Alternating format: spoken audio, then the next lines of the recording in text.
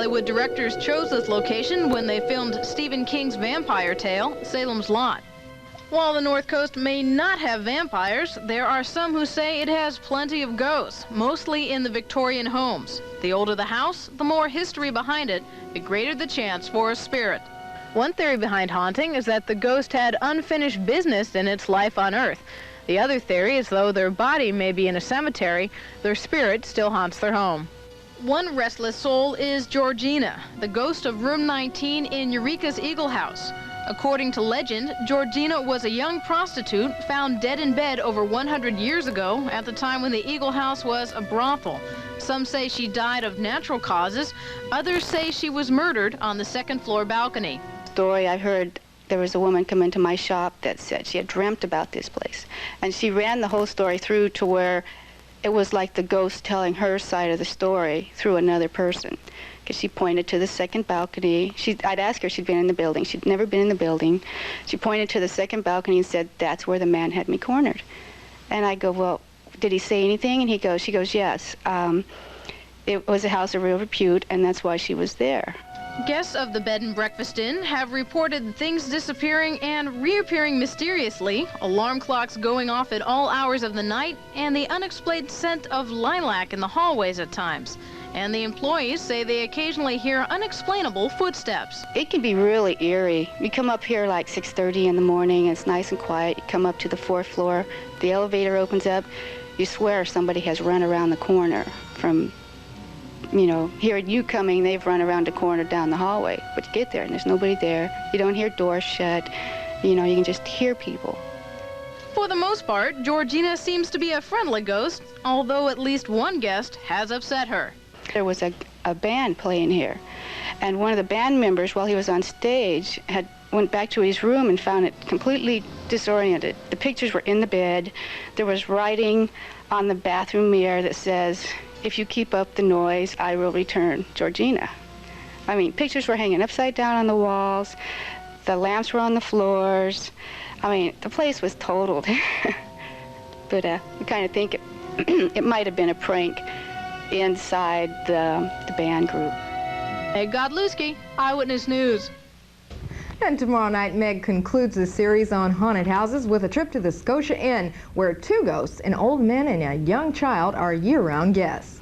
With Halloween tomorrow, it's time once again to think about the safety of young trick-or-treaters. Kent Ninomiya reports on how parents can make this a safe Halloween for their children. No matter what your little monsters are dressing up as tomorrow, the first concern the parents should have for their child's safety is their choice of costume.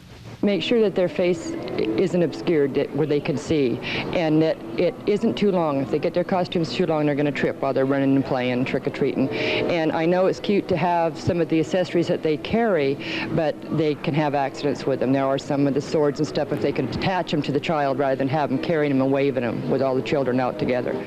The second concern is who the children go trick-or-treating with.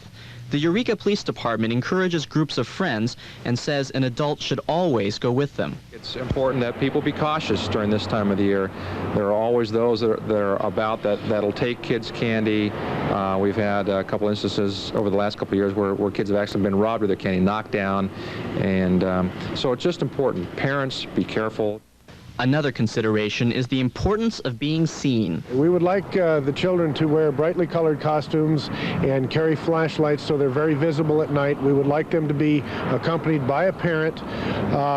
We would like any decorations like the pumpkins or the dry corn stalks or anything like that to be kept away from open flames. We suggest no candles, use battery-powered lights whenever they're lighting pumpkins or things like that. Probably the most vital step in Halloween safety is the inspection of the treats. Eureka hospitals will not be x-raying candy this year. We don't feel it necessary because it gives a false sense of security to the parents. So they tend to believe, the general public believes that anything that's unsafe is detectable by x-rays, which is not true. The key to ensuring Halloween safety is for parents to inspect everything the children collect. Be careful of broken wrappers, pinholes, and anything homemade unless you know where it's from. Kent Ninomiya, Eyewitness News. And what are you going to be for Halloween? We went to the streets to find out what some North Coast people are planning. What are you going to be for Halloween? I'm going to be a corn dog. What does a corn dog look like? Well, it's like hot dog with stuff on it, and then it's got a big stick coming out the back. What makes you want to be a corn dog? I don't know, I like corn dogs, they're really cool. I think I'm going to be a baseball player. Why is that? You gonna be Pete Rose? Because it's real easy to dress up. I think I'll be a rabbit, maybe, because I have an old rabbit costume I can drag out. Why a rabbit? I don't know, I think I'm the rabbit type. I'm not going to dress up for Halloween. Why not? Oh, I don't believe in Halloween. Cleopatra. Okay. Why are you going to be Cleopatra? Oh, I don't know. That was easy enough. I had a snake to put around my arm and had everything to go with it, so. Okay. And what are you going to be for Halloween? A devil. A devil? A devil, yeah. She's already a little devil, so it works out perfect. What are you going to be for Halloween? A pregnant mother. How long do you tend to wear this costume? As short as possible. Vacuuming heard on the 3rd floor at all hours of the night, crashes in the kitchen, and a child playing in the hallways at 2:30 in the morning are the trademarks of the haunting of the Scotia Inn. Several employees of the inn and some of the guests have had contact of a sort with the ghosts. We were here a couple of nights when I was awakened by a child playing in the hallway, and I thought to myself, who in the heck has let their kids run up and down the hallway in the hotel? And no one in the hotel had been registered with children that evening. And a couple of other hotel guests and other employees of the inn have heard the little child running up and down the halls. The other ghost is known as Frank, an elderly gentleman who passed away while staying at the inn. The owners of the inn say the ghosts are mischievous, but for the most part friendly, although some of the employees tend to be reluctant about going up to the 2nd or 3rd floor, or to the kitchen for that matter, in the dark. It seems that's where the ghosts like to hang out. Just as some people choose to believe in ghosts, there are others who dismiss the idea as fairy tales. For example, there are 1,000 logical explanations for this picture, like a spot on the film, glare from a light, or a funny angle on the camera. But what if it isn't? Meg Godlewski, Eyewitness News. There was a costume competition between the workers at the Sunnybrae Dental Complex in Arcata today. They took time away from their patients to show off their alter egos and compete for the highly acclaimed award plaque.